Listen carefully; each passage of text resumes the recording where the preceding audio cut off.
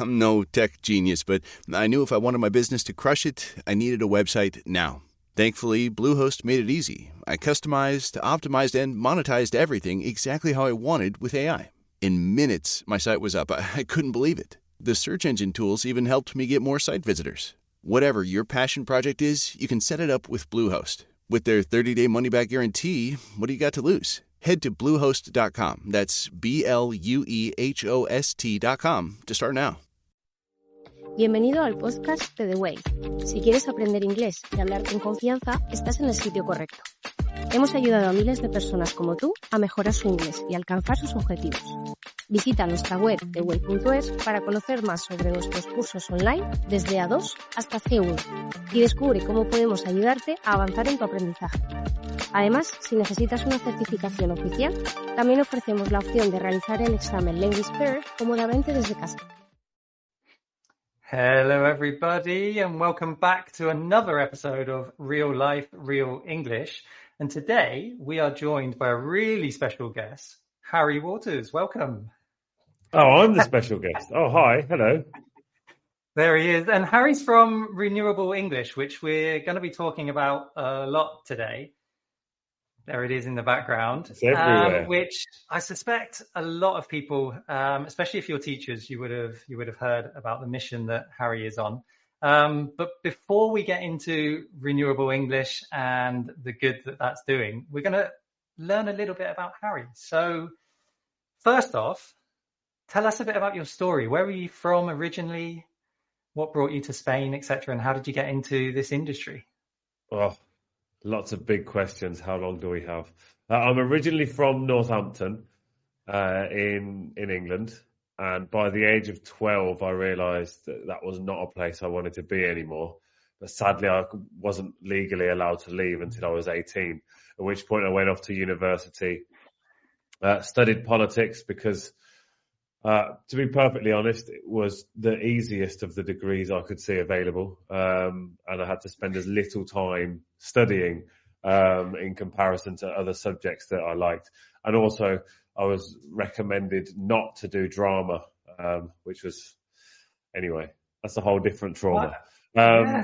We'll brush over that one, or we'll get far too deep into my, well, not quite childhood traumas, but certainly adolescent ones. And then after uni, I worked 3 jobs so I could earn enough money to leave the UK. I went off, I did my Stelter in Argentina in 2007, and then I travelled around South America a bit, worked in Brazil for about a year, went off to China, Vietnam, Australia, and then I came to Spain. Now, you asked why I came to Spain. Yeah. Interesting story. I say interesting. I find it interesting. Other people will probably think it's very boring. While I was living in Brazil, I had 2 lessons that were about 4 hours apart. But luckily, there was a shopping centre not very far away. In that shopping centre was a bookshop. Uh-huh. In that bookshop were many books. Now, I like books. And one of my favourite books in there was a book of Bridges of the World.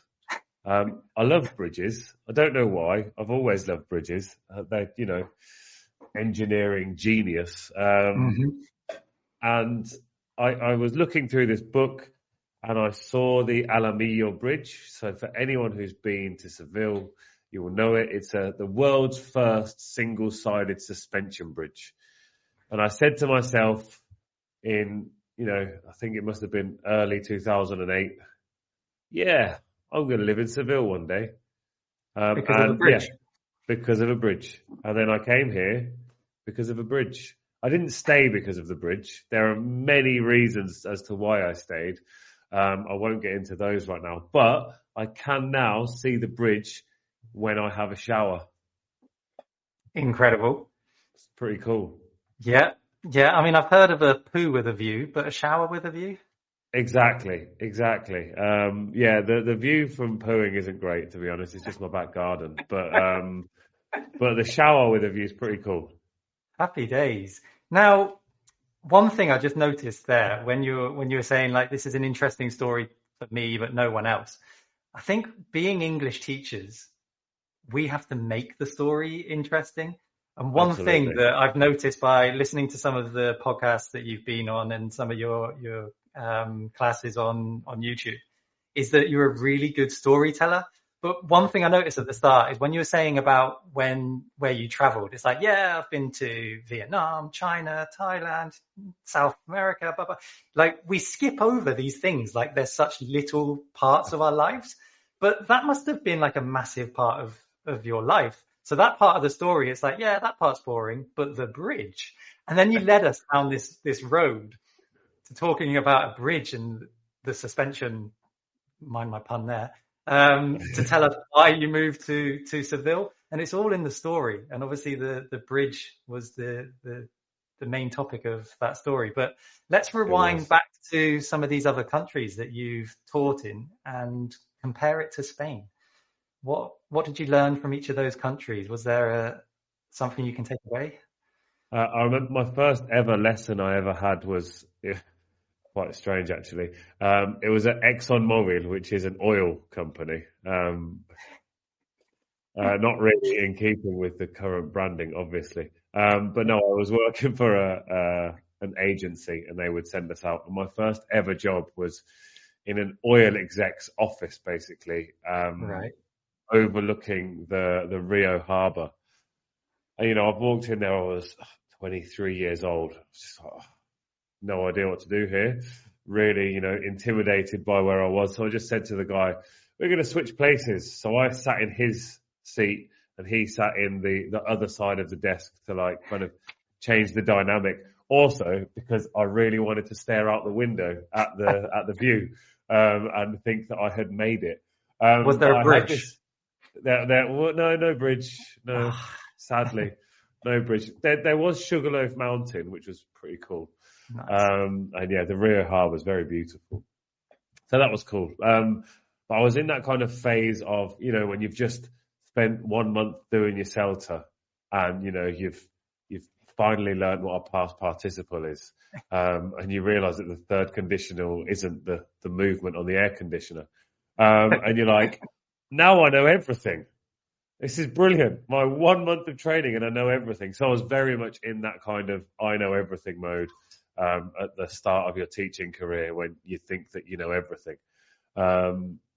That disappeared probably a while afterwards. But so yeah, Brazil was a really nice way of kind of getting into things. And I did a lot of one-to-one classes and business classes and stuff like that. However, that changed quite dramatically when I moved to China, when I was teaching, classes of 60 10-year-olds. So yeah, 600 years old in one room. Wow. Yeah, and it suddenly went from, the South American, very chatty, very happy to talk, not so kind of scared about their mistakes, to this very disciplined environment where there were 60 children in a room, sometimes 60 teenagers in a room, and there's not a sound.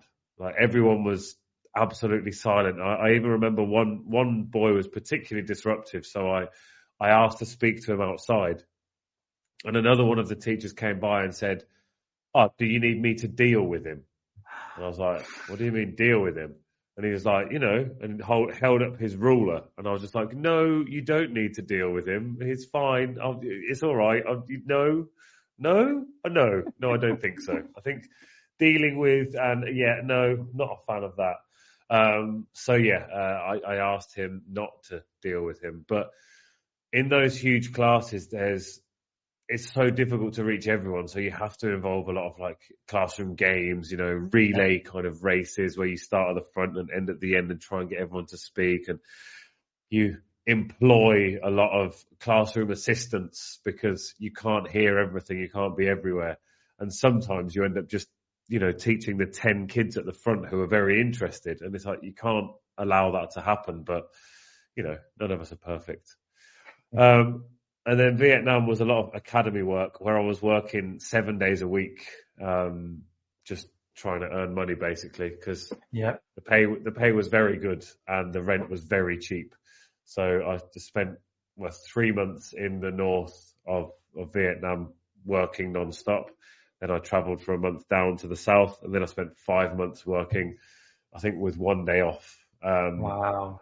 Yeah, I had an interesting hospital experience there, which I won't go into on the podcast because it involved an ultrasound and a number of Vietnamese health professionals looking at my genitalia. So I thought we weren't going to go into it. We're not going into it. I'm going to leave it at that. Okay. And if anybody wants to hear that story, feel free to get in touch. But thankfully, everything was fine, and I was on show for all of Vietnam. I didn't get your OnlyFans details, actually. Yeah, I don't have those, I'm afraid. And then in Australia, I was working in a language academy with multilingual classes for the first time. So it was really fun to kind of find that way. And I was teaching IELTS there, actually with somebody who I've recently worked with as well, Anna Hasper. She was my boss, but we didn't realise it till 10 years later. Strange things that happen. Yeah. I taught there for a while before it closed down. I take the blame for that. It was definitely my fault. I brought that company to its knees.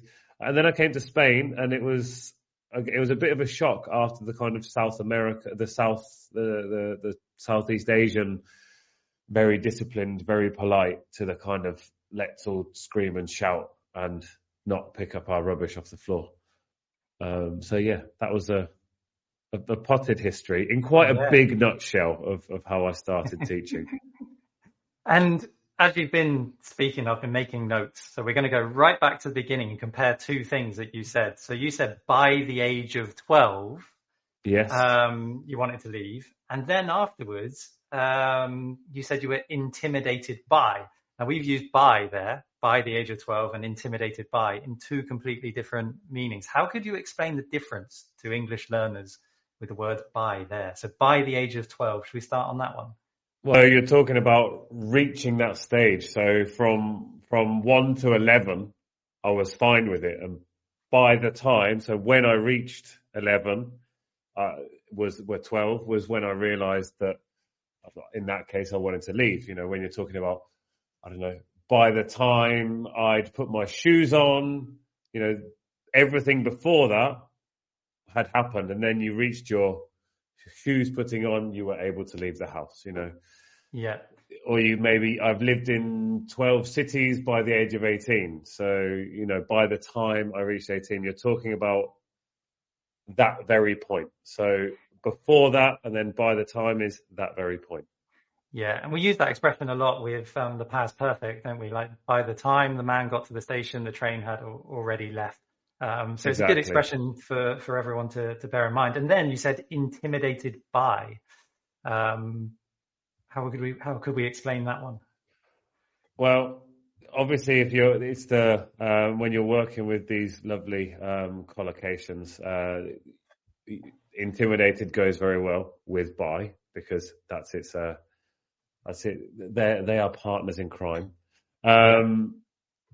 And you're talking about the thing or the person that intimidates you. So I don't know, when you find a really big book and you look at it and you're like, oh, I was intimidated by the size of the book. So you're knowing that it's the size of the book that was intimidating, not the front cover of the book, not the author of the book. But you're looking at the specific thing that you find intimidating. In my case, working with an oil executive in Brazil. Yeah. And then afterwards, when you were saying about the English Academy that no longer exists, you said you're going to take full credit for bringing it to its knees. You brought it to its knees. A great expression. Let's explain that one to the audience. Yeah. To bring something to its knees is to make it... I was going to say resign then. I didn't mean resign. It's to make it give up, basically, because, you know, I don't know if you've ever seen like TV shows or from the old days when they yield, where they go down to their knees and they give power to something else. So to bring something to its knees is to end it effectively, in not the nicest kind of way of saying it, you know. So I'd love to bring the Trump administration to its knees, that kind of thing, might be something that a reasonable, rational human might say. Yeah. Well, it reminded me, I don't know if you're a fan of golf, but recently there was a big tournament, the Masters, in a place called Augusta in Atlanta, and a player called Rory McIlroy won the competition, and it meant that he won the Grand Slam, which is all of the major competitions that there are in golf. And when he putted out on the last green to win the competition, he went down onto his knees, and it brought him to his knees. So there's an example there of it being used in a positive way as well. Yeah. His emotions brought him to his knees, but that's more literal than to take down a company or a Trump administration. Yeah, it wasn't me that took down the company, by the way. It definitely wasn't me at all. And very, very quickly, talking golf. So I was listening to one of your podcasts the other day, and you were talking about charity shops and your love for charity shops and for bright, crazy shirts. And I thought, I need to put on a bright, crazy shirt for this podcast. And the only one that I have, I'm a very black and white kind of fashion guy. I can't pull off a big beard and crazy tops like you can.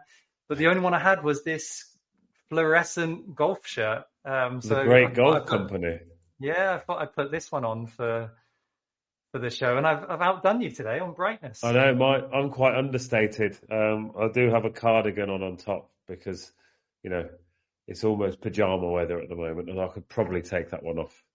Nice. There you go. It's not vibrant, but it's still nice, and it's still secondhand. And that's a good segue to get into our real life, real English talk, which is obviously we're going to be talking about sustainability and the environment. And you obviously are a big advocate of buying secondhand things and reusing things. And there's lots of tips that we can give to people when it comes to saving the world and things. But how can we get them to actually put it into practice? Well, the great thing about, let's just focus on the climate crisis for now in general, because there are all sorts of other areas and rabbit holes that we can go down.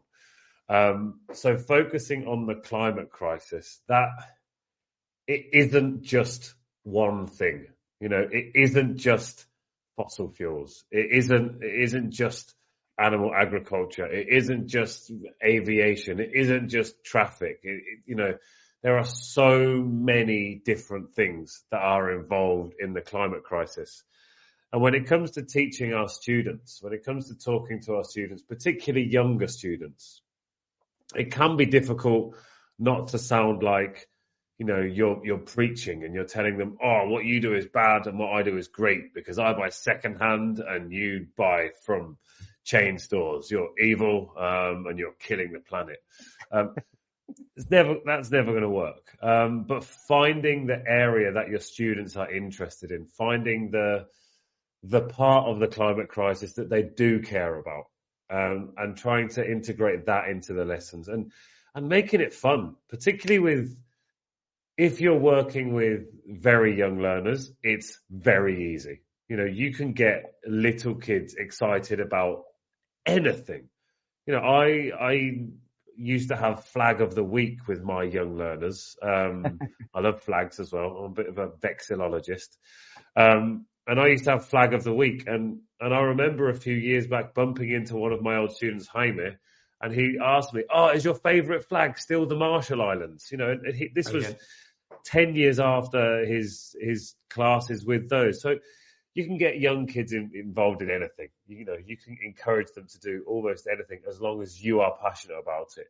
It gets more difficult as people get older. But I think that's... Go on. No, go ahead. I think that's one really important point just for people listening that have a speaking exam coming up, is if you show that you're interested and enthusiastic about something, the examiner's going to feel that enthusiasm. When you're speaking, like I said, you're a great storyteller, but also you use your voice to keep people's attention. So just now, basic vocabulary, however, you made it sound really good. So I always tell my students off for using very. But if you use it with enthusiasm, it kind of gets lost in the conversation anyway. And I'm not going to pick them up for going, yeah, it was very boring. But it was, oh my God, it was very interesting. It's like, oh, that's much better. And you used the word, or you said, there are so many different things. You just stressed everything to keep everyone's attention. And I think our students need to learn that a lot of the time, it's not the words that you use, it's how you say it that 100%. keeps the attention. So by watching people like Harry, and I'm quite animated when I speak, try to bring that into the exam, and it will hopefully calm them down as well, because they can move and things instead of sat there, arms crossed. Having that animation with body movement and things is gonna make it sound much better. I always tell my students to turn it into a show, make it a performance, because it's a horrible thing to do, a speaking exam. It's unnatural, it's contrived, it's the weirdest thing, and it's not really the best way of testing if somebody can speak English or not. But it's what you have to do for the exam. It's what you have to do to pass the exam. So it's 15 minutes. Of those 15 minutes, how much of that are you actually speaking? Maybe 5. Use those 5 minutes and go wild. Be, like you say, be interested in the examiner. Go when you walk in, take those first few moments when you walk in. Show them the English that you know. No, it won't go down on your mark sheet, but it will leave a good impression. So Opening the door, asking how they are, asking which chair you should sit in, just those simple things before the exam even starts, just to leave that first impression. Yeah. And in the language cert exam, they need to give a little monologue as part of the exam, and they get given the subject, which they have no idea what it is until I give it to them or the examiner gives it to them. They have a little bit of preparation time. And what we've found is that students turn around and go, yeah, but I don't know anything about that topic. And I'm like, say that, but say it with enthusiasm. To be honest, I have absolutely no idea. And by using like the absolutely no idea about that subject. However, I am going to talk about what I do know about that subject and maybe a past story. Yeah. So even if you don't know, you can kind of get around it and sound enthusiastic about it. Exactly. Again, about it. Yeah. When it comes to like the picture sections of exams as well, because I know that a lot of those, in the Cambridge suite especially, there's, describe this picture or compare these pictures. So often students say what they can see and then just kind of go, well, I've finished after 15, 20 seconds. It's like, no, it's not about the picture. It's not at all about the picture. Talk about the feelings behind the picture. Talk about what you can't see. Just invent it. It doesn't matter. The examiner wants to hear you're speaking. They don't want to hear if you can correctly describe a picture. Exactly. So, it's there as a prompt to help them. And if you see 2 people riding horses, well, your topic is outdoor activities, sports, nature, and then you can talk about those things. And everyone has a story to tell. And talk about why you're scared of horses, or not scared of horses, or that you should never look a gift horse in the mouth, or you should get back on the horse. Right, we're going to break them down. I'm going to pass it to you to break it down. Let's go through them again, and we'll break them down individually. A couple of fun idioms for you there, brought about by horses. Thanks for that, Anthony. I like horses. There's lots of horses in my village. But to never look a gift horse in the mouth is if somebody offers you something, and people often say, like, oh, no. I remember the first time I ever heard it was my great uncle Charlie wanted to give me a clock. I was about 6 and I just wanted to be polite. I didn't want to take anything off this sweet old man. And I kept saying, no, Uncle Charlie, I don't want it. I did want the clock. It was a really cool clock. And my great Uncle Charlie said, you should never look a gift horse in the mouth. Where the phrase came from, I don't know. I could probably find out. I might ask my friend Stephen to put that as one of his idioms over on LinkedIn. But yeah, if somebody's offering you something, don't turn it down. Accept it. Say, yes, thank you very much.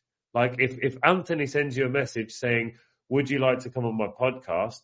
Don't look that gift horse in the mouth and say, sure, I'd love to. And I'm not calling you a horse, Anthony. I don't know. I could take it as a compliment, to be honest. Horses are so beautiful. Yeah. Yeah. And then the other one was to get back on the horse. And that refers to if you fall off the horse, you should get back on it, because usually people are scared. So if you stop doing something, let's say you stop going to the gym. You know, your New Year's resolution is to go to the gym. And by January the 4th, you've stopped going to the gym and you're like, I'll give up. I'm just going to pay the gym for the next 12 months and not go there anymore. What you need to do is get back on the horse, go and try again. Or you studied English until you were 16 and then you stopped for 5 years and now you're at university and you have to get the B1 or the B2 or whatever you need to get. You have to get back on the horse and get back into your English lessons and start learning again. Yeah. And that's another reason why I just love two English teachers having a general chat, because all these things come about randomly. And there's so much that we can then pass on to the audience. But let's get back onto your mission of saving the planet. Exactly.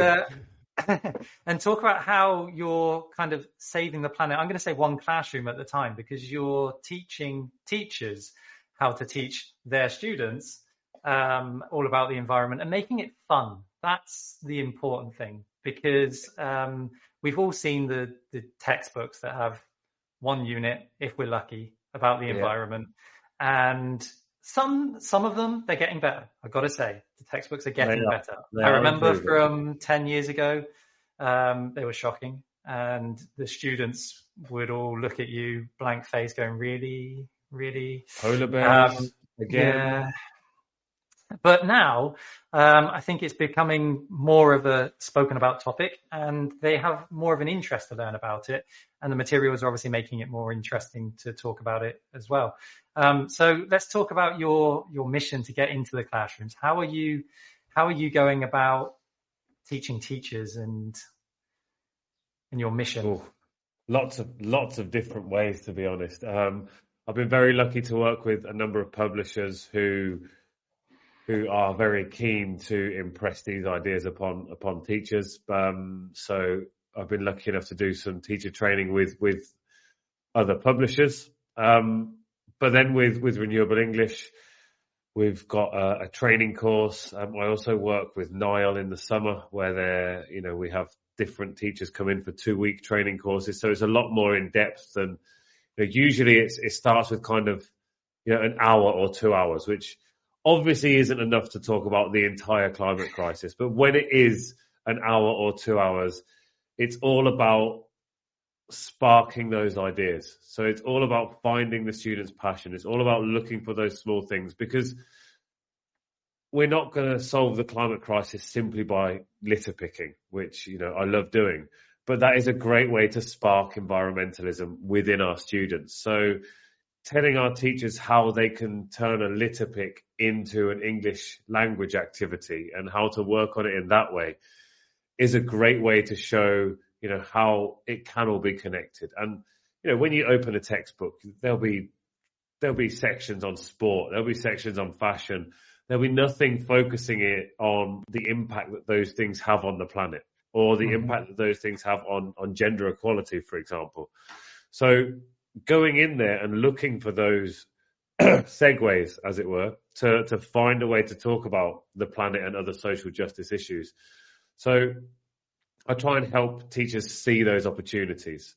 And I also teach myself. I do a lot of workshops with students, and I try and help students find their passion, because it's changing that mindset. It's all about, suddenly thinking, okay, maybe I don't need a new pair of jeans.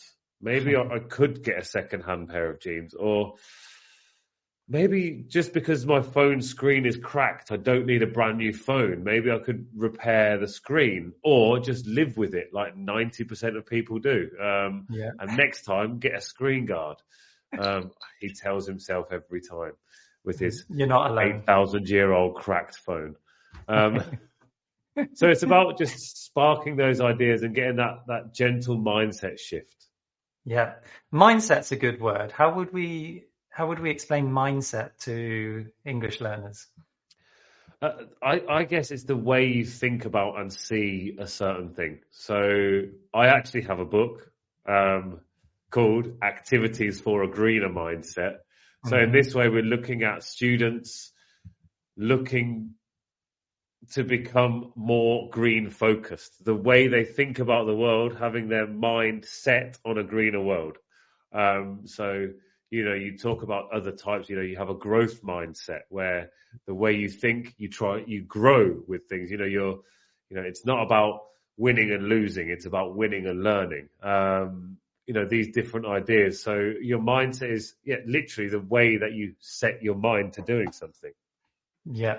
Yeah, and the growth mindset is for the teachers out there. That's very Class Dojo. If any of them use that app, Yeah, they had a series I think called the Growth Mindset, and you can have a positive and a negative mindset as well, optimistic, pessimistic.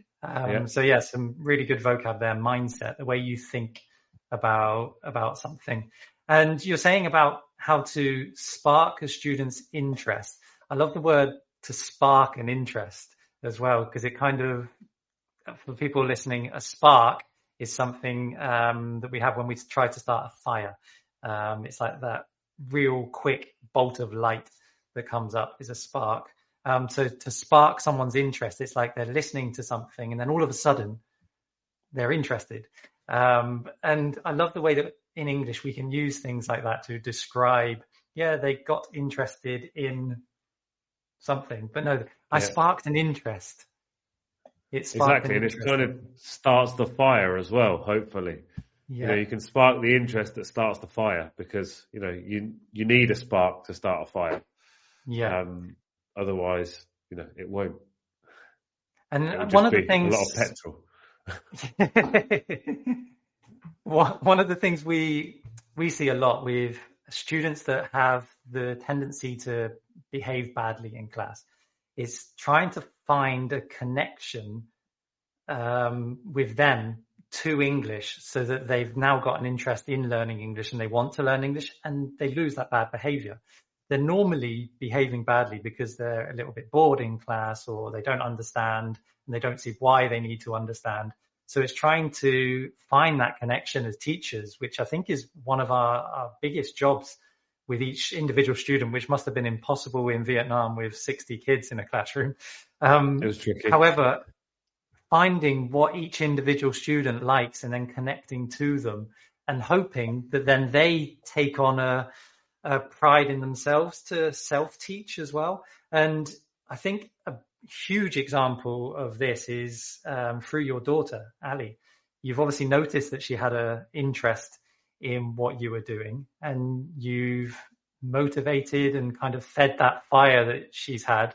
And I haven't seen the video, but I've heard lots of people online talking about the talk that both of you did on stage in America, wasn't it? That was in Scotland. Oh, in Scotland. Great golfing country. Yes. Yeah. So tell us about that journey of seeing the spark that your daughter had, and then feeding that fire to where she is now, and the mission that she's on. I don't really think I can take much credit, to be honest. That it was one day during lockdown that we were sitting there, and obviously during lockdown, parents became teachers, which is lucky because my wife and I were both teachers at the time.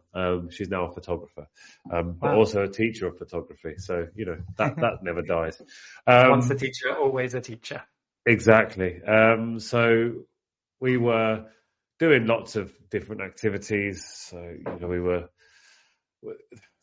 trying to do maths, but maths was boring. So we were doing audits of our plastics and our different recycling things. We were doing these different ideas to try and keep on top of it. And then we were watching a YouTube show called Let's Go Live with Maddie and Greg.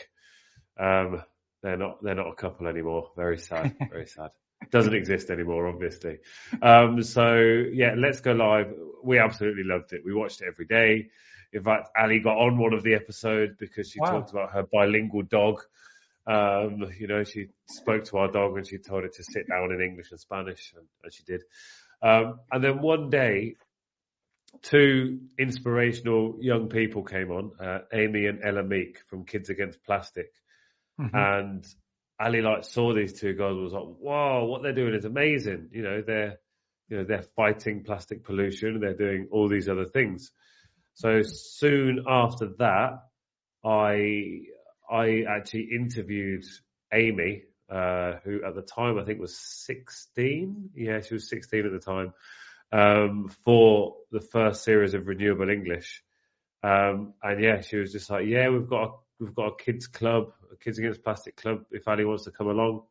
So from the age of 6.5, 7, Ali was going along to these meetings on a Saturday morning and learning about different things about the environment and, doing talks. They call them voices presentations. So the kids the meetings are run by kids there, and it's all about empowering, the next generation of people. And then, 2 years ago in 2023, Kids Against Plastic were invited to speak at the World Retail Congress. So Ali went there and confronted CEOs of Primark and Mango about their use of fashion, basically. And then last year she spoke about individual power and collective action, focusing on her 1 million litter pick in Paris. And then this year we did the closing plenary together at IATEFL, where she asked questions to education, basically. Why do we still do all this rubbish stuff from 300 years ago? She's. I'm going to have to give most of the credit to Kids Against Plastic, and I just sat there in the background. My wife and I just sat there, throwing more logs on the fire as she came out, finding out about it, and she's just very passionate about it. So it was unreal. Easy so I think what we as teachers can take away from that is obviously leading by example, and instead of trying to force something onto them, we just show through ourselves. Absolutely. We be a role model, and obviously our younger students are going to find it very difficult to look and compare themselves to us. So for her to find people that were a tiny bit older than her, but not as old as ourselves, it's going to be easier for her to find that role model in them. And then they're also much more just give the resources. Yeah, they're also much more interested in people that are similar to their age. Who's going to look at a bald bearded 41-year-old and go, "I want to be like him when I'm older"? They're going to be like, "No way, I don't want to be anything like him." Yes, he can fit 5 pencils in his beard, but that's not an aim in life. So yeah, there's that, obviously. Finding someone their own age is really important. And the good thing about, the climate crisis is there are so many wonderful role models out there. Mm-hmm. Yeah, and that's a good segue onto some recommendations, because we always like to give recommendations for people to go away and look at different things from this show. So material-wise, let's go through what you've got to teach people how to change their life and change the planet. Yeah, well, I've got 3 series of Renewable English, which are all available upon request. They're all on YouTube, so the materials are up there as well, I believe. Mm-hmm. Otherwise, I've got plenty. I've got 3 full series worth.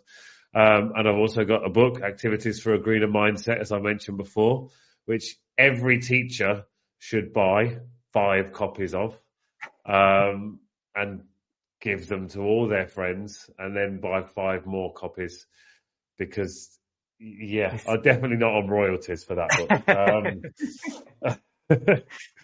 But I honestly think it is useful for every staff room. I don't think every teacher should buy it, to be perfectly honest. But it's one of those things where you can kind of grab it down and look and be, do you know what?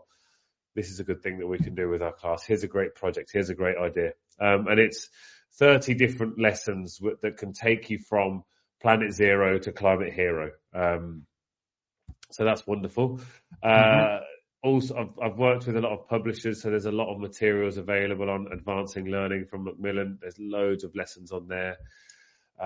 Also, if you want a live lesson for your classes, feel free to get in touch. I absolutely love working with new people, both face to face and online. In fact, I've got one in Chile next week, so that should be fun. Yeah. So that's what I've got. Anything you need, just get in touch with me anywhere. I'm on all the internets. And that's teachers and students as well, Exactly. I think teachers, the resources that you're giving us to be able to put into our classrooms are priceless, and the tips and things that I've managed to pick up from some of the podcasts that I've listened to and stuff have been paramount, I think, to a couple of changes that I want to make in our academies. They're priceless, but they're also free. And then also as students, you have all the resources there. Are your materials aimed at certain levels of English? Some of them not so much. So there is kind of the series I would recommend you have around B1, but it also works primary school in the UK. But yeah, around B1 is a pretty useful level to have, because there's some fairly complex vocabulary and ideas in there. So, yeah, B1 is a good age. But with some of the materials on advancing learning, for example, there's some for A2, there's some for B2. And yeah, it's generally a lot of it is aimed for teenagers, but it can be very easily adapted to younger learners, because these sustainability principles are trying to make the world a better place, trying to help humanity. So it's kind of a universal theme. Yeah. And I think what students what they feel when they're in a classroom and we say, like, we need to do our part, people don't realize what they have to do. And I think it's good for them to see what they have to do from other people. So as a fun little exercise and to give people a takeaway, let's go through things that we or you do on, because you're going to be at the extreme end of it, I think. What you do on a daily basis that people can think, I could do that in my life, and will make 1 million people doing one small thing makes a big difference. So I've all 1 million listeners are gonna do this. Exactly. And I've heard on a couple of the podcasts you speaking about some certain things that you do. One of the things is obviously buying secondhand shirts and things like that. And then I heard that you are a almost vegan. Yeah, I'd like to call it a vegan. A vegan. Yeah, I stole that term from a friend of mine, Emma. Basically, at home vegan, but I live in a small village in Spain. So if we ever go out to eat somewhere, if I'm completely vegan, then I'm eating patatas bravas. That's it. Even then the mayonnaise. Right, exactly. So I sometimes will have, a pizza, or I do sometimes eat eggs, but I can see the chickens just down the road. I'm actually pointing at the chickens now. They're happy chickens. They've all got names, and they all lay eggs, and I can get them myself. So, there are those things, but yeah, but it's not about being vegan necessarily. A great thing to do is to eat less meat or eat fewer animal products. That's not to say to go vegan, but we have 21 meals a week. If we're having breakfast, lunch and dinner 7 times a week, that's 21 meals. Now, I know people who have meat 21 times a week, which is just absurd. And particularly here in Spain in the morning, when you have your tostada, you have your toast, or with that you have ham, or you have salami, or you have chorizo, something like that. So maybe swap that out some days and have something different. And that's not to say to give it up, but just reduce that. So cut back on that and try and have a day or two where you don't eat meat, or go for 5 meals a week where you don't have meat. And they can just be breakfast if you want to start that way. But that's the mindset change. And look at, instead of eating beef, maybe you could eat pork, because beef has a much bigger carbon footprint. And, you know, other than all the animal welfare rights behind that, but I'm not going to jump on that right now. So that's the easy way of doing the hard thing. Now, another thing to do with clothes that people don't really think about, and I know here in Spain, there's a kind of weird obsession with dirty clothes. Now, yes, in the summer, you need to wash your clothes every day because it's 8,000 degrees and you sweat buckets. You know, you get home from a 1-minute walk outside and your shirt is completely wet. But in the winter, you don't have to wash your clothes every day.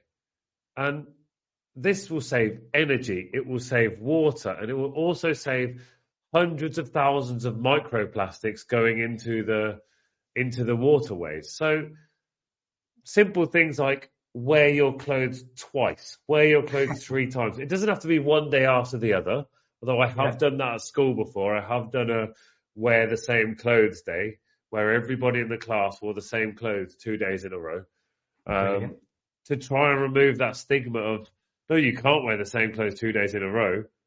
Why not? Why can't I? They're clean still. I haven't sweated them. I didn't roll around in the mud. So yeah, that's another really simple way of making a small difference. And then cut back on plastics. That's a huge thing. I think it annoys me because there's so much that we can do. Obviously, recycling of all the plastics that we get.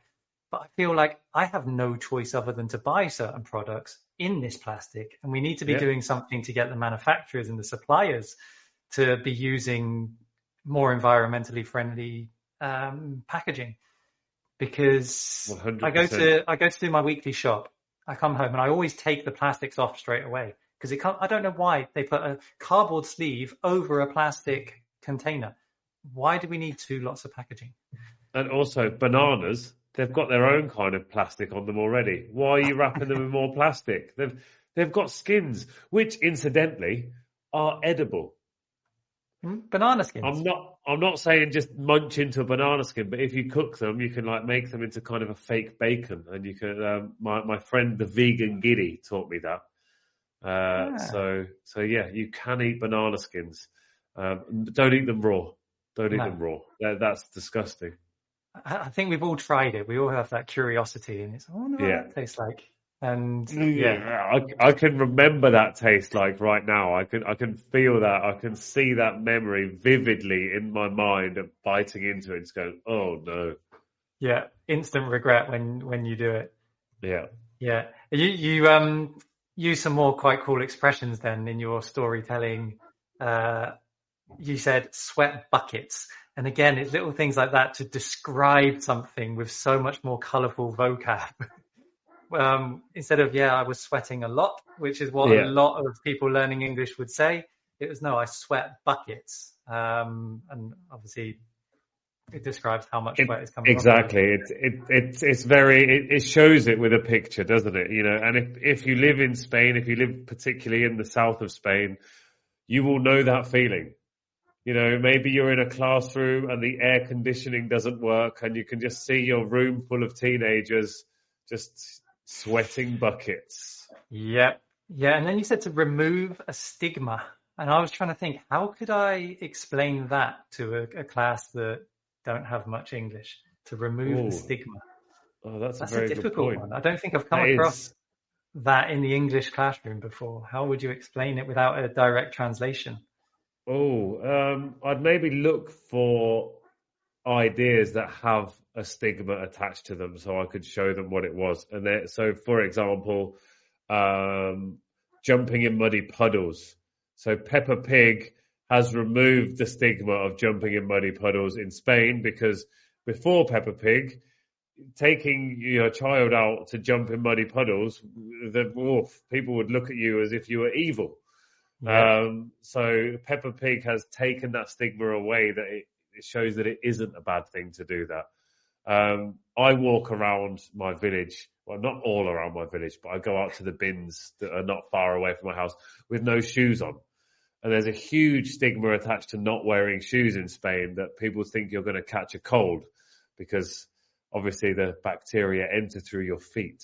Yeah. So I Well, try to remove that stigma, but I'm failing. there's a book that my wife's currently reading, which says that bacteria doesn't enter through the feet. Let your children walk barefooted, basically. And it's a very Spanish thing. My mother-in-law, I can tell when my daughter's here, it's going to be shoes on all the time, and I'm very much a barefoot. I love barefoot running. I love barefoot hiking. I love that connection to the earth and things. Yeah. Well, I was told off once when Alicia was just a wee baby, and she was in her pram, and she'd taken her sock off, and it was June kind of time, so it was pretty warm, and a lady, a señora, as we would say here, so an older lady, came over and was telling us off because she didn't have a sock on. And I was like, number one, it's really hot.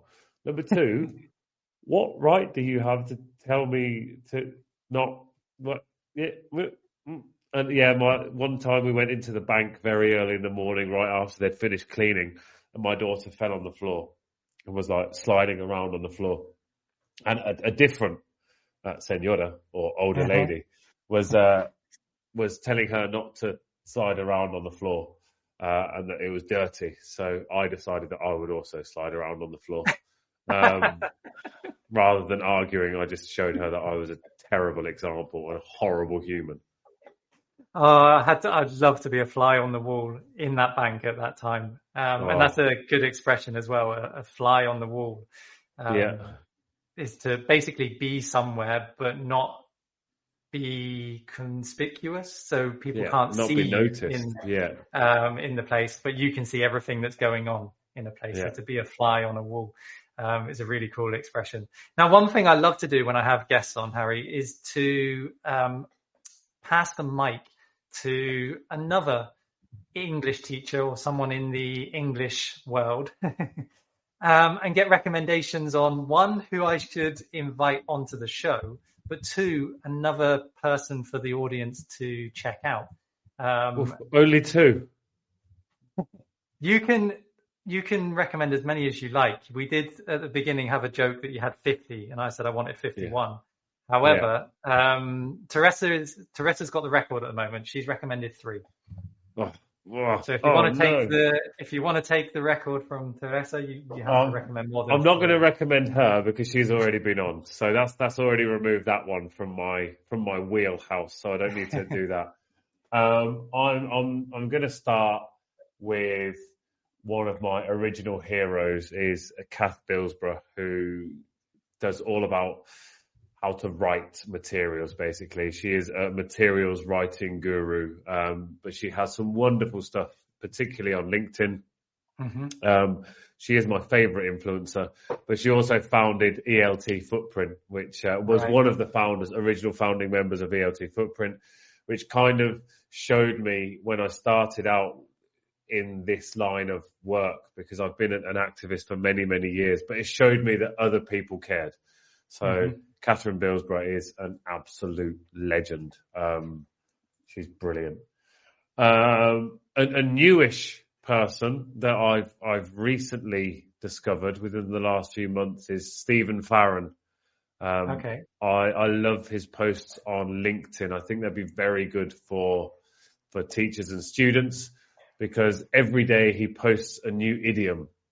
So a lot of the things that we've talked about, a lot of the real English we've focused on have been about idioms, and he posts a new one every day with a focus on the environment. So I'd definitely say he's worth checking out. There's just so many. I'm going to say Anna Hasper, because she was the person who was my boss at the company which I brought to its knees. And she also recently released a book about social and emotional learning in the English classroom. So, she was, as I mentioned, my boss. And I now refer to her as boss whenever I see her. Brilliant. She's very, very cool. I'm going to stop at 3 because I don't want to overtake tea. I'm going to stay on a level with tea, but there are just so many wonderful educators out there. Go and check them out. Go and have a look at. They're all doing different things. There are people who are teaching directly to students. There are people who are helping other teachers, and they're just great people to get involved with and to talk to and to build your network and build your English if you're a learner. Yeah. Well, what I'm going to do quickly on the screen, we're just going to go through your socials so people have a place to go. So you're on Instagram, which is Renewable English. YouTube, same name, Renewable English. LinkedIn, we've gone with personal branding. So you're Harry Waters. That's me. And you're very active on LinkedIn, I've noticed. Probably more so than the other platforms, right? Definitely. Although I didn't post anything yesterday. Do you know why? Because I had nothing useful to say. I only post when I have something useful to say. I don't feel like, I'm not a huge fan of posting for content's sake. So I tend to post when I have something useful to say, which is a terrible marketing technique, but it's just the way I work. Yeah, and it works as well, quality over quantity. I think definitely, and that can go into sustainability as well, buy 100%. Quality things instead of quantity. And then the last one is your Facebook page, again, Renewable English. So I will leave them all in the show description as well. And I want to end by just saying that obviously you came into my radar recently, and it's been a really fun journey going through your content to kind of get to know you before we recorded this episode. And it's made me realize that I need to find, my passion is teaching. I love teaching. However, I can see that your passion is teaching, but you've taken it even further and you're doing something incredible with Renewable English and trying to have a huge impact on how we can improve the damage that we've done to this planet and hopefully do good and leave it in a better place for our children.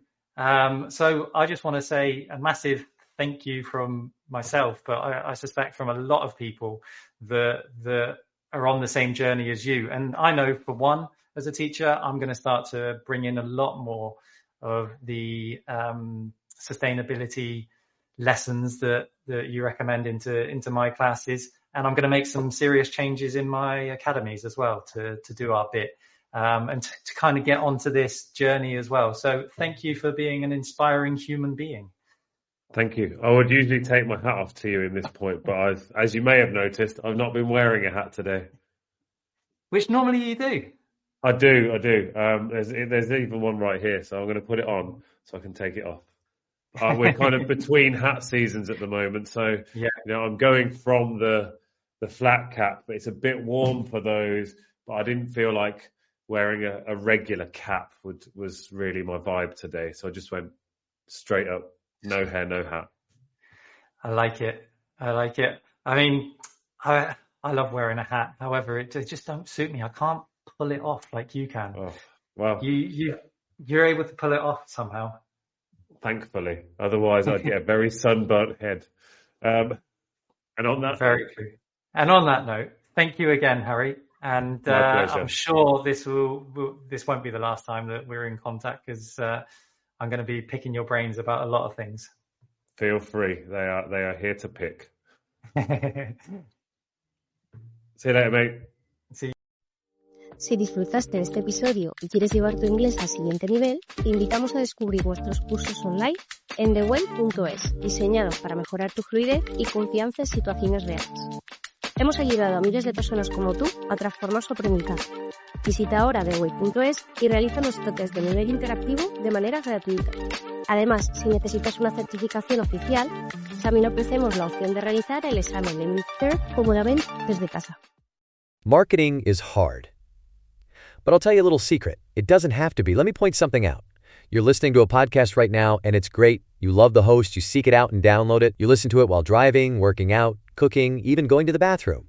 Podcasts are a pretty close companion. And this is a podcast ad. Did I get your attention? You can reach great listeners like yourself with podcast advertising from Libsyn Ads. Choose from hundreds of top podcasts offering host endorsements, or run a pre-produced ad like this one across thousands of shows to reach your target audience in their favorite podcasts with Libsyn Ads. Go to libsynads.com, that's Libsyn, ads.com today,